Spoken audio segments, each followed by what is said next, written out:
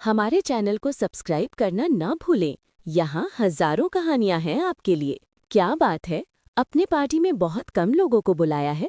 आदित्य ने कहा। बिल्कुल, सिर्फ कुछ क्लोज फैमिली फ्रेंड्स ही हैं। ज्यादा लोगों के साथ पार्टी में मजा नहीं आता। मैंने सिर्फ इंडियन फ्रेंड्स ही बुलाए हैं, राहुल ने कहा। आदित्य ने अपनी पॉकेट से ब्रेसलेट निकाला। ये लीजिए भाभी, आपके लिए। इसकी क्या जरूरत थी? नहीं भाभी, ऐसा मत कहिए। हेजल ने गिफ्ट ले लिया। चलिए, मैं आपको अपने कुछ दोस्तों से मिलवाता हूँ, राहुल ने आदित्य से कहा। आदित्य वहां पर राहुल के दोस्तों से मिलने लगा। वो वैसे तो सभी से मिल रहा था, हंस रहा था, मगर वो अंदर से बहुत बेचैन था।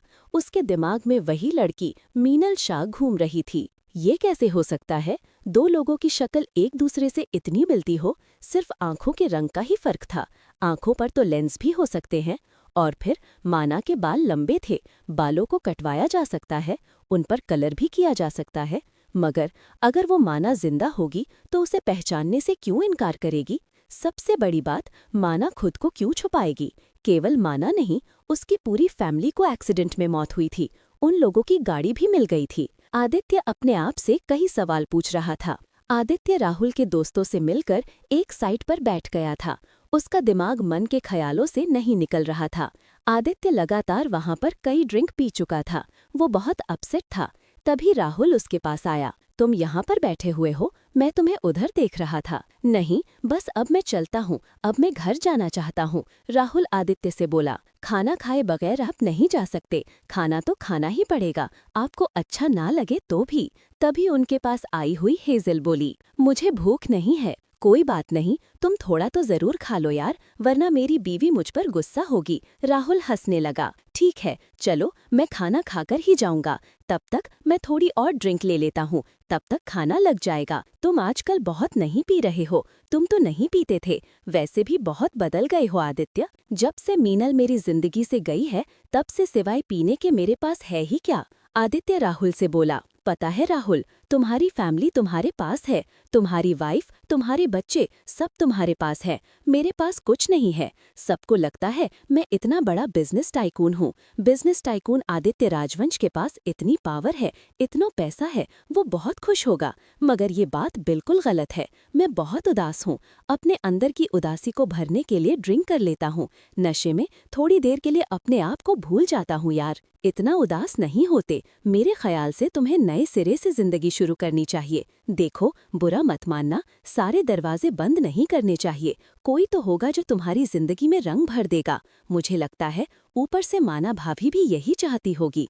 वो तुम्हें इस हाल में देखकर बिल्कुल खुश नहीं होगी, राहुल आदित्य को समझा रहा था। वो दोनों बातें कर ही रहे थे, तभी हेजल उनके पास आ गई। भाई साहब, आप टेबल पर आ जाइए, मैंने आपके लिए खाना लगा दिया है। मैंने आज की पार्टी के लिए स्पेशल तौर पर गुजराती खाना ही बनवाया है, तो आपको भी अच्छा लगेगा। एक मेरी फ्रेंड है, उसको भी घर जाने की जल्दी हो रही है, मैंने आप दोनों के लिए ही खाना लगा दिया है। आदित्य हेजल के साथ जिस तरफ खाना लगा था उस तरफ चला गया। वो बैठकर खाना शुरू ही करने वाला था, तभी हेजल ने किसी से कहा, मीनल तुम भी आ जाओ, तुम्हें भी जाने की जल्दी हो रही है, खाना खा लो आकर। जब आदित्य ने मीनल नाम सुना तो वो जिस साइड से वो बोल रही थी उस साइड देखने लगा। हेजल के साथ वही लड़की थी जो उसे ज्वेलरी शॉप में मिली थी। हेजल भी उसे मीनल कहकर ही बुला रही थी। उसने भी आदित्य को देख लिया था। प्लीज मुझे जाना है, मुझे खाना नहीं खाना। हेजल ने उसे जबरदस्ती खींचकर वहां चेयर पर बिठा दिया। तुम चुपचाप खाना खाओ, खाना खाए बिना मैं नहीं जाने दूंगी। आदित्य चुपचाप अपना खाना खाता रहा, उसने कुछ नहीं कहा। हेजल मीनल को बिठाकर खुद भी उसके पास बैठ गई। मीनल को खाना शुरू करना ही पड़ा। हेजल जरा इधर आना, मुझे तुमसे किसी से मिलाना है। राहुल के बुलाने पर ही हेजल चली गई। अब मीनल और आदित्य दोनों अकेले रह गए थे। सॉरी मीनल जी, आदित्य उसकी तरफ देखकर बोला। मैं आज की ज्वेलरी शॉप में वाली बात पर बहुत शर्मिंदा हूँ, मुझे आपके साथ ऐसे नहीं करना चाहिए था। ठीक है, कोई बात नहीं, कभी कभी गलत फहमी हो जाती है। मीनल ज्वेलरी शॉप वाली बात को ज्यादा बढ़ाना नहीं चाहती थी, इसलिए उसने यह कहकर बात खत्म कर दी। मीनल ने खाना शुरू कर दिया था। उसने एक बार भी नजर उठाकर आदित्य की तरफ नहीं देखा। आदित्य फिर बोल पड़ा, आप मुझसे ये नहीं पूछेंगी कि मैंने आपके साथ ऐसे क्यों किया? क्यों किया? आदित्य की बात सुनकर मीनल बोली, आपकी शक्ल, आपका चेहरा मेरी वाइफ जो अब इस दुनिया में नहीं है बिल्कुल उसके जैसा है। मैं शर्मिंदा हूँ अपनी हरकत के लिए। ठीक है, चलो छोड़िए इस बात को। यह कहकर मीनल खड़ी हो गई थी। आप जा रही हैं मीनल जी? आपको कहीं छोड़ना हो तो मैं छोड़ देता हूँ। उसकी बात सुनकर मीनल ने आंखें निकालकर उसकी तरफ देखा। मीनल की आंखें तो जरूर नीले रंग की थीं, मगर उसका बड़ी बड़ी आंखें करके देखने का तरीका बिल्कुल माना से मिलता था। एक पल के लिए आदित्य की नजरें उसके चेहरे पर ठहर गई थीं। हमारी चैनल को सब्सक्राइब करना ना भूलें। यहाँ हजारों कहानियां हैं आपके लिए। आप जा रही हैं मीनल जी? आपको कहीं छोड़ना हो तो मैं छोड़ देता हूँ। उसकी बात सुनकर मीनल ने आंखें बड़ी करके उसकी ओर देखा। मीनल की आंखें तो नीले रंग की थीं, मगर उसकी बड़ी बड़ी आंखें करके देखने का अंदाज बिल्कुल उसकी माँ जैसा था। एक पल के लिए आदित्य की नजर उसके चेहरे पर ठहर गई थी, फिर वो जल्दी ही संभल गया। मेरे कहने का मतलब है, अगर आप चाहें तो मैं आपको लिफ्ट दे सकता हूँ।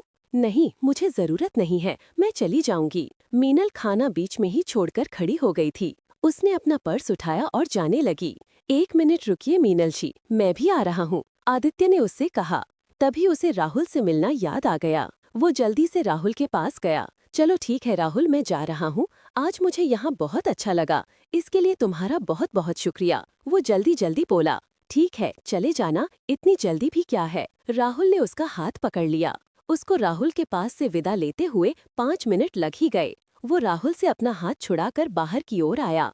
उसने देखा वहाँ पर मीनल नहीं थी। उसने आसपास उसे ढूंढने की कोशिश की, वो चली गई थी। आदित्य को राहुल पर बहुत गुस्सा आया। आज वो उसके पीछे उसके घर तक पहुंच सकता था, मगर वो गायब हो गई थी। चलो कोई बात नहीं मीनल शाह, हेजल से पता कर लूंगा मैं तुम्हारे बारे में। कौन हो तुम? आदित्य अपने घर चला गया था। उसके दिमाग में अदा, अदिति और मीनल तीनों ही घूम रही थीं। वो गुनगुनाता हुआ घर के अंदर दाखिल हुआ। अपने कमरे में जाकर उसने अपने साथ वाले घर में देखा। घर के अंदर की हल्की हल्की रोशनी आ रही थी। साफ पता लग रहा था कि घर में कोई है। तो उसे अच्छा लगा। वो उन दोनों से मिलने के लिए अभी जाना चाहता था, मगर समय देखकर रुक गया। सो गए होंगे बच्चे, बहुत समय हो गया। उसने निर्णय कर लिया था, कल उनके घर जाएगा और उन बच्चों की फैमिली से भी मिलेगा। उसने अपने मन ही मन प्लान बनाया था। उसका इरादा निशा को फोन करने का हुआ। फिर उसने सोचा कि नहीं, बहुत रात हो गई है, सोने की कोशिश करने लगा। निशा से बात कर ही लेता हूँ, उससे बात किए बिना चैन नहीं आएगा। उसने अपने मन में सोचा, वैसे भी हम दोनों भाई बहनों की किस्मत एक जैसी है। हम दोनों भाई बहनों की किस्मत में नींद कहाँ है, वीराने ही वीराने हैं। निशा तो शुरू से ही उसे प्यारी थी, मगर उस एक्सीडेंट में उन दोनों भाई बहनों को और भी करीब ला दिया था। निशा का दुख सुनने वाला आदित्य ही था। वो उसका दुख समझता था और आदित्य को निशा ही समझ सकती थी। वही उसकी हर बात सुनती थी। दुख में दोनों भाई बहन एक दूसरे का सहारा बने थे, तो आज वो खुश था। इसलिए उसने निशा को फोन लगा ही लिया। क्या बात है भाई, आप सोए नहीं? इस समय तो आपको सो जाना चाहिए। सबसे बड़ी बात, आप होश में हैं। इसका मतलब तो आपने कम पिया है या फिर पिया ही नहीं। सही बात है, मैंने 1-2 ड्रिंक की है। तुम आ जाओ यहाँ मेरे पास। क्यों, क्या बात है? मेरे लिए भाभी ढूंढ ली है क्या? ऐसा ही समझ लो, तुम आओगी तो तुम्हारी भाभी भी मिल जाएगी, आदित्य ने कहा। कहीं भाई, आप उन बच्चों की मॉम से शादी तो नहीं कर रहे? कहीं उन बच्चों के लिए आप किसी मोटी को मेरी भाभी तो नहीं बना लोगे? नहीं, मैं उनकी बात नहीं कर रहा हूँ, उनसे तो मैं अभी मिला ही नहीं हूँ। तो कौन है वो, मुझे भी बताओ। देखो, मैं तुम्हें फोन पर सारी बातें नहीं बता सकता। तुम यहाँ आ जाओ तो फिर मैं तुम्हें अपने दिल की सारी बातें बताऊंगा। दोनों भाई बहन बहुत देर तक फोन पर बातें करते रहे। निशा से बात करने के बाद वो सोने की कोशिश करने लगा। उसकी आंखों के आगे मीनल का चेहरा घूम रहा था। वही माँ जैसा देखने का अंदाज, वही चेहरा, वही आवाज, मगर उसकी नीली आंखें। एकदम से आदित्य को ख्याल आया, हो सकता है कि उसकी आंखों की रोशनी कमजोर हो गई हो, इसलिए उसने लेंस पहने हो। वैसे भी माँ कहा करती थी कि उसे नीली आंखें बहुत अच्छी लगती हैं। वो चाहती थी कि उसकी आंखें नीली हो जाएं। वो औरत चाहे माँ नहीं थी, कुछ यकीन हो रहा था, वही माँ है। उसकी आंखें धोखा नहीं दे सकती। और फिर वो खुशबू, जब उसने मीनल को गले लगाया था तो जो मीनल से ऐसी खुशबू आई थी, वो उसकी माँ की थी। वो अपनी माँ की खुशबू कभी नहीं भूल सकता था। अगर कोई आदित्य से आज कोई पूछे कि उसे क्या चाहिए, तो शायद आज अदा, अदिति और मीनल तीनों को मांग लेता। वो बहुत अच्छा फील कर रहा था। अब चाहे जो हो जाए, अदा, अदिति और मीनल, तुम तीनों ही मुझे मेरी लाइफ में चाहिए। वो खुश हो रहा था। सुबह बहुत तैयार होने के बाद उसने अदा और अदिति से मिलने का फैसला किया, क्योंकि उसने सोचा वो उन लोगों से स्कूल जाने से पहले मिल जाए। उसने ब्लैक पैंट और गहरे चेक वाला ब्लेजर पहना और साथ में व्हाइट शर्ट। वो तैयार होकर बहुत हैंडसम लग रहा था। जो उसकी आंखों में हमेशा एक उदासी होती थी, आज वो नहीं थी। उसका चेहरा भी अच्छा लग रहा था। उसके चेहरे पर एक खुशी थी। उसने उनके घर जाने से पहले ही फूल मंगवा लिए थे। वो तैयार होकर फूल लेकर उन लोगों के घर पहुंचा। घंटी बजाई। उसने थोड़ी देर प्रतीक्षा की, मगर किसी ने दरवाजा नहीं खोला। जब किसी ने भी दरवाजा नहीं खोला तो आदित्य लगातार घंटी बजाता रहा। तभी किसी ने दरवाजा खोला और गुस्से से कहा, ऐसे लगातार कौन बजाता है? कोई चैन से सोने भी नहीं देता। कौन हो तुम? इतनी सुबह सुबह क्यों आए हो? जिसने दरवाजा खोला था वो गुस्से से बोली। जिसने दरवाजा खोला था उसकी अभी आंखें पूरी तरह खुली नहीं थी। वो सोकर आई थी। उसे देखकर आदित्य की आंखें पूरी तरह खुल गई थीं। वो हैरानी से उसे देख रहा था। कौन है मामा? तभी पीछे से किसी ने कहा, हमारे चैनल को सब्सक्राइब करना ना भूलें। यहाँ हजारों कहानियां हैं आपके लिए। जिसने दरवाजा खोला था उसकी आंखें पूरी तरह खुली नहीं थीं। वो सोकर आई थी। उसे देखकर आदित्य की आंखें पूरी खुल गई थीं। वो हैरानी से उसे देख रहा था। कौन है मामा? तभी पीछे से किसी ने कहा। अदा अपनी माँ के पीछे पीछे दरवाजे तक आ गई थी। वो आदित्य को देखकर खुश हो गई। हेलो अंकल, कैसे हैं आप? वो आदित्य से लिपटती हुई बोली। आदित्य ने उसे गोद में उठा लिया। तुम लोग इतने दिनों से कहाँ थे? मुझे मिलने भी नहीं गए। आदित्य ने उसे प्यार से बोला। हम घूमने गए थे, हमारे पास आपका नंबर नहीं था, वरना हम आपको फोन पर बता देते। हमें भी आपकी बहुत याद आई। अगर आप हमारे साथ होते तो और भी मजा आता। तब तक मीनल की आंखें भी पूरी खुल चुकी थीं। वो आदमी जो उसे कल मिला था आज उसके घर तक पहुंच गया था। उसे लगा कि आदित्य उसका पीछा करता हुआ यहाँ तक पहुंचा है। वो आदित्य और अदिति से मिलने आया है, ये बात उसने सोचा ही नहीं था। उसे बहुत गुस्सा आया। नीचे उतरो तुम। ऐसे गुस्से से क्यों बोल रही हो आप? इस पर गुस्सा क्यों हो रहे हो? मैं अदा को जानता हूँ, हम दोस्त हैं। मैंने कहा नीचे उतरो। मीनल फिर अदा से गुस्से से बोली। आदित्य ने अदा को नीचे उतार दिया। क्या मैं पूछ सकती हूँ, आप मेरे घर में मेरे पीछे पीछे क्यों आए हैं? दोनों हाथों की मुट्ठियां बंद करते हुए मीनल बोली। मीनल दरवाजे के एक किनारे पर खड़ी हुई थी। आदित्य दरवाजे के उस हिस्से से जहाँ जगह थी उसी जगह से घर के अंदर चला गया। मैं बाहर खड़ी हूँ, आप अंदर क्या कर रहे हैं? बाहर चले जाइए आप। आदित्य ने उसकी बात नहीं सुनी। अदा ने आदित्य की उंगली पकड़ी हुई थी। अदिति कहाँ है? वो दिखाई नहीं दे रही। अदिति अभी सो रही है, मैं उसे अभी उठा देती हूँ। वो भागकर अदिति को उठाने चली गई। आदित्य दालान में जाकर सोफे पर बैठ गया। मैं आपको घर से बाहर जाने को कह रही हूँ, आप मेरे घर के अंदर आकर बैठ रहे हैं, ये क्या जबरदस्ती है? मीनल बहुत गुस्से में थी। देखिए मीनल जी, आप मेरी बात तो सुनिए। मुझे आपकी कोई बात नहीं सुननी है। अभी के अभी मेरे घर से निकल जाइए। मुझे अकेली मत समझना, मैं भी पुलिस को बुला लूंगी। अच्छा, तो आप इस घर में अकेली रहती हैं? आपके पति कहाँ है? आपका तलाक हो चुका है क्या? मेरे पति से आपको क्या मतलब? आप जहाँ से आए हैं वहीं से जाइए। मगर आदित्य ने उसकी एक भी बात नहीं सुनी। वो मजे से सोफे पर बैठा रहा। तभी अदा के साथ अदिति भी आ गई। वो भागकर आदित्य के गले लग गई। अंकल कैसे हैं आप? हम लोगों ने आपको बहुत याद किया। आप लोगों ने अंकल को बताया ही नहीं कि आप बाहर जा रहे हो। जाने से पहले एक बार मुझे बता तो देते। मैं तुम लोगों को मिलने के लिए आता रहा, मगर तुम लोग नहीं थे। आदित्य ने शिकायत की। अंकल, बस अचानक ही जाने का प्रोग्राम बन गया। हमारे पास आपका फोन नंबर नहीं था। आप मुझे अभी अपना फोन नंबर दे दीजिए। आदित्य दोनों बच्चों से बातें कर रहा था। उसने मीनल को पूरी तरह से इग्नोर किया हुआ था। तुम लोग अंदर जाओ। और तुम इस आदमी से क्या बात कर रही हो? मैंने तुम लोगों को क्या सिखाया था? अजनबियों से बात नहीं करते।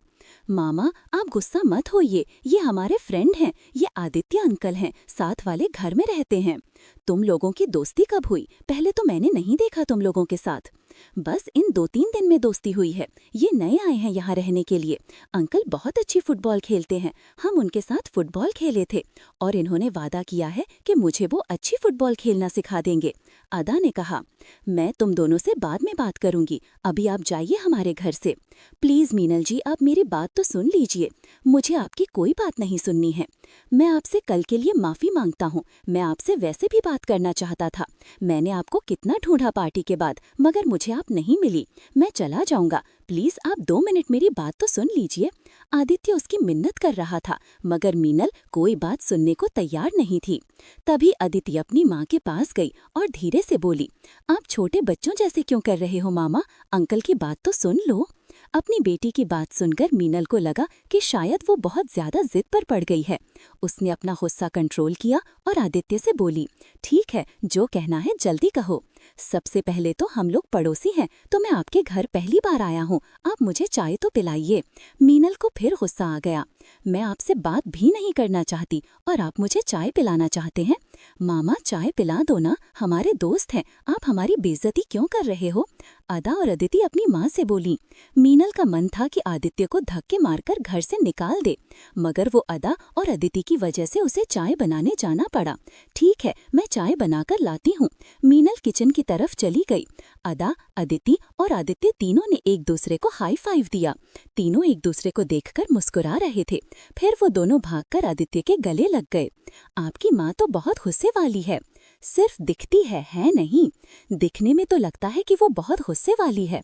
हम लोग इनको दोस्त बना लेंगे तो उनका गुस्सा ठीक हो जाएगा। बिल्कुल भी गुस्सा नहीं आता मामा को, सिर्फ दिखाती रहती है। बहुत प्यारी माँ है। दोनों बच्चे अपनी माँ की तारीफ करने लगे। हाँ, लग तो मुझे भी प्यारी ही रही है, आदित्य ने कहा। हाँ, मैंने कहा ना, माँ बहुत प्यारी है। अदिति की बात सुनकर आदित्य ने उन दोनों को अपने गले से लगा लिया। तुम लोगों के पापा कहाँ हैं? वो धीरे से बच्चों से बोला। हम लोगों के पापा नहीं हैं। कभी देखा होगा उन्हें? नहीं, मालूम नहीं कहाँ हैं, कभी नहीं देखा। उनकी तस्वीर भी नहीं देखी? नहीं। मैं सोच रहा था अगर मैं तुम दोनों का पापा बन जाऊं तो? आदित्य की बात सुनकर वो दोनों बच्चे एक दूसरे की तरफ देखने लगे। ये बात बिल्कुल सही है अंकल, फिर तो आप हमारे घर में हमारे साथ रह सकते हैं। सभी के पापा सभी बच्चों के साथ रहते हैं। हमारे चैनल को सब्सक्राइब करना ना भूलें।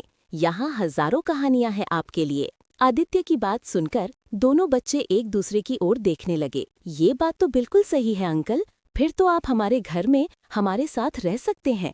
सभी के पापा सभी बच्चों के साथ रहते हैं, मगर तुम्हारी मॉम को कैसे मनाएंगे? मुझे तो नहीं लगता वो इतनी आसानी से मानेंगी। अगर वो नहीं मानेंगी तो फिर मैं तुम लोगों का पापा कैसे बनूंगा? आदित्य धीरे धीरे बच्चों से कह रहा था। सही बात है, ये तो मुश्किल है। माँ ऐसे नहीं मानेगी। इससे पहले भी एक अंकल आए थे जो मॉम से शादी करना चाहते थे, मगर माँ ने मना कर दिया। वो बात अलग थी। वो अंकल हमें भी अच्छे नहीं लगते थे। वो सिर्फ माँ के पास रहना चाहते थे। जब वो आते थे तो उन्हें लगता था कि हम बाहर चले जाएं। सही बात है, अदिति बोली। तो आप कोई प्लान बनाते हैं? दोनों बच्चे आदित्य के दाईं और बाएं बैठ गए थे। वो दोनों बैठकर सोचने लगे। तुम लोग टेंशन मत लो, मैं ही कोई प्लान बनाता हूँ, वो बच्चों से बोला। जब मीनल चाय लेकर आई, उसने देखा कि तीनों के तीनों सोफे पर बैठे हुए हैं। उन तीनों को ऐसे बैठा देखकर मीनल के चेहरे पर मुस्कान आ गई, मगर जल्दी ही उसने अपनी मुस्कान छिपा ली। तुम दोनों को स्कूल नहीं जाना क्या? जाओ जाकर तैयार होने लगो, वो गुस्से से बच्चों से बोली। क्यों हर टाइम बच्चों को डांटती रहती हो? चले जाएंगे स्कूल, आदित्य मीनल से बोला। सही बात है, अब स्कूल जाना जरूरी है क्या? आदित्य की बात सुनकर अदिति बोली। बिल्कुल जरूरी है, आदित्य बोला। स्कूल जाओगे फिर ही तो आप बड़े होकर जिंदगी में कुछ बन पाओगे। स्कूल जाना बहुत जरूरी है, आदित्य उन दोनों को समझाने लगा। मुझे बड़ी होकर एक बहुत बड़ी बिजनेस वूमन बनना है। पता है अंकल, मुझे बहुत बड़े बड़े होटल खोलने हैं। अदिति की बात सुनकर आदित्य मुस्कुराने लगा। हो जाएगा, जो तुम चाहोगी, सिर्फ तुम्हें अपनी पढ़ाई की तरफ ध्यान देना होगा, फिर तुम जो चाहे कर सकती हो। सचमुच अंकल, अदिति ने कहा। और नहीं तो क्या। वैसे अदा को क्या बनना है, तुम भी बताओ मुझे। मुझे कुछ नहीं बनना, मुझे काम नहीं करना, मुझे तो ऐसे ही अच्छा लगता है घर में रहना। आदित्य उसकी बात सुनकर भी हंसने लगा। तुम दोनों में बहुत फर्क है। बिल्कुल, सभी कहते हैं मैं अपने पापा जैसी हूँ, अदिति बोली। और मुझे सभी कहते हैं मैं अपनी मॉम जैसी हूँ, अदा ने कहा। तुम्हारी मॉम कुछ नहीं करती क्या? आदित्य मीनल की तरफ देखता हुआ बोला। नहीं, मॉम की बहुत बड़ी बेकरी है, माँ बेकरी चलाती है। फिर सब ऐसा क्यों कहते हैं कि तुम मॉम जैसी हो? हाँ, मैं देख रहा हूँ, तुम्हारा चेहरा तुम्हारी मॉम से बहुत मिलता है, आदित्य ने कहा। तुम्हारी आंखें बिल्कुल तुम्हारी मॉम जैसी हैं। फिर आदित्य को ख्याल आया कि मीनल की आंखें आज नीली नहीं थीं, बिल्कुल माँ जैसी थीं। वैसे मीनल जी, कल तक तो आपकी आंखें नीली थीं, आज इनका रंग कैसे बदल गया? मीनल को एकदम से ख्याल आया कि आज उसने लेंस नहीं पहने हैं। मैं वो आईसाइट के लिए पहनती हूँ, रात को तो उतारने पड़ते हैं, मीनल बोली। आदित्य को लग रहा था कि हो ना हो ये माँ ही है, मगर माँ कैसे हो सकती है और उसको मुझसे छिपने की क्या जरूरत है? मगर इस समय वो इन बातों को नहीं सोचना चाहता था। वो इन तीनों की संगति का आनंद ले रहा था। आज मुझे मेरी भी बहुत जरूरी मीटिंग है, मुझे भी जाना है। मैं तो आप तीनों से मिलने आया था। ऐसा करो, मुझे अपना फोन नंबर दे दो। ठीक है, लिखो अंकल।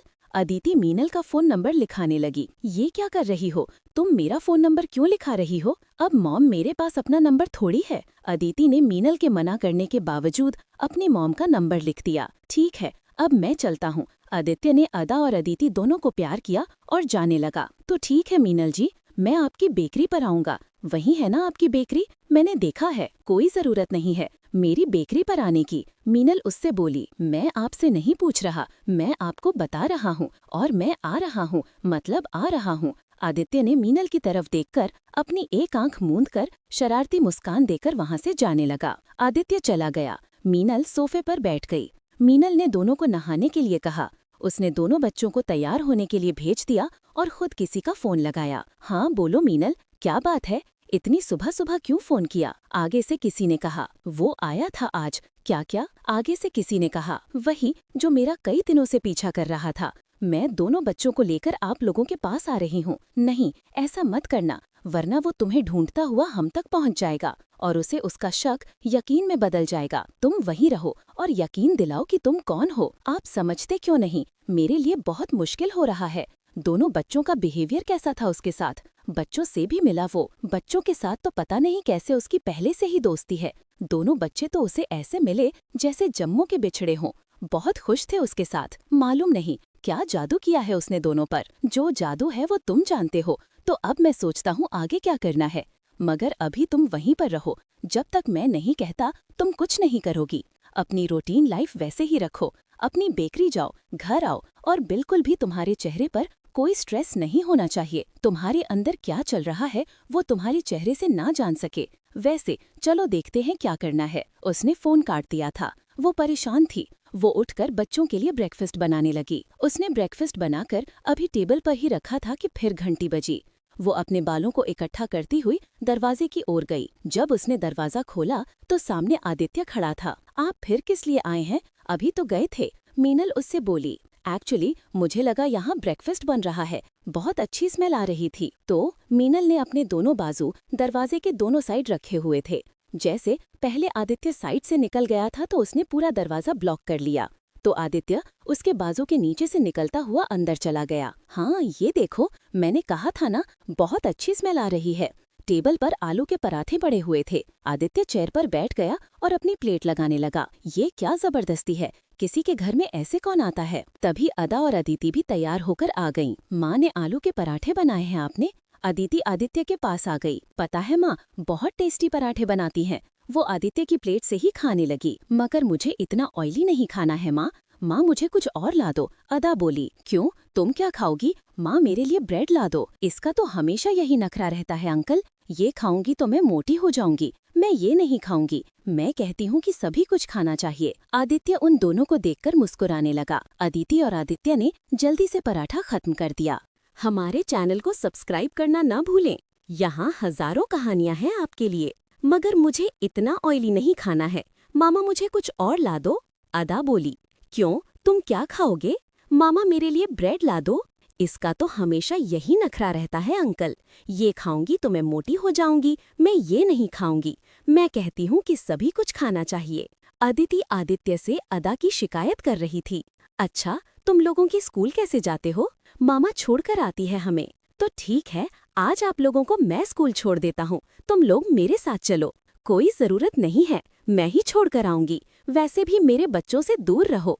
अब तुमने पराठा खा लिया है, अब आप जहाँ से जाओ। मगर आदित्य ने मीनल की बात पर बिल्कुल भी प्रतिक्रिया नहीं दी, जैसे उसके कहने का कोई असर ही नहीं था। चलो बच्चों, मामा को बाय कह दो, तुम्हारा स्कूल कहाँ है, तुम्हें पता है ना? हाँ पता है अंकल। तो चलो जल्दी करो, तुम लोगों को देर ना हो जाए। आदित्य ने दोनों के हाथ पकड़े।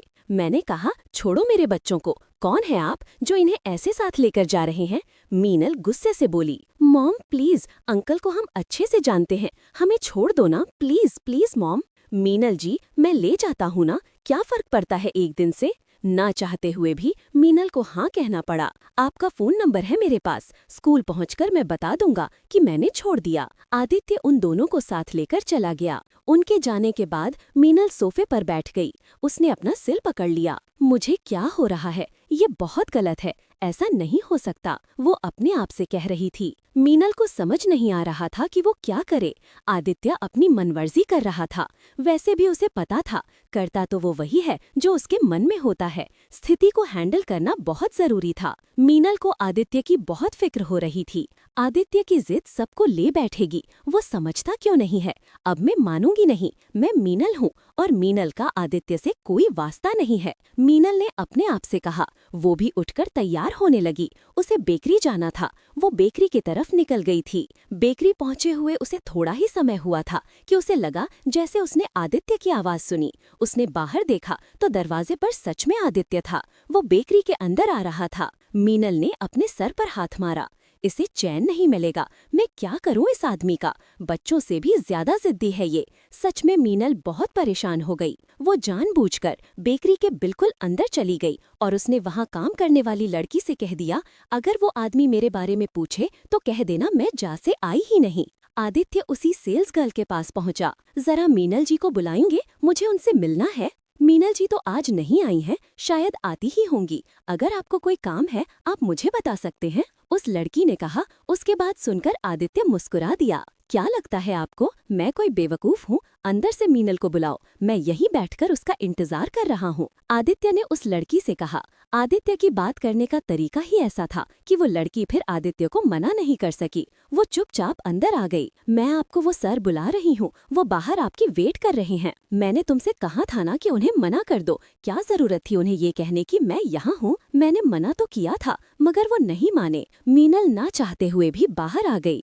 देखिए आप मेरा पीछा क्यों नहीं छोड़ते, मैं पुलिस को बुला लूंगी, मुझे अकेली मत समझो तुम। जिसे बुलाना है आप बुला लीजिए, मुझे आपसे बात करनी है। कहो क्या कहना है और जो भी कहना है जल्दी से कहो। अगर तुम्हें ऐतराज ना हो तो हम सामने वाले होटल में चलें, वहाँ बैठकर बात करते हैं। देखो प्लीज मना मत करना। देखिए आपको जो भी बात कहनी है आप यहीं पर कह सकते हैं, मैं वहाँ पर नहीं जाने वाली। अच्छा ठीक है, अगर तुम्हें वहाँ पर नहीं जाना है तो मेरे साथ चलो। मैं तुम्हारे साथ क्यों चलूं?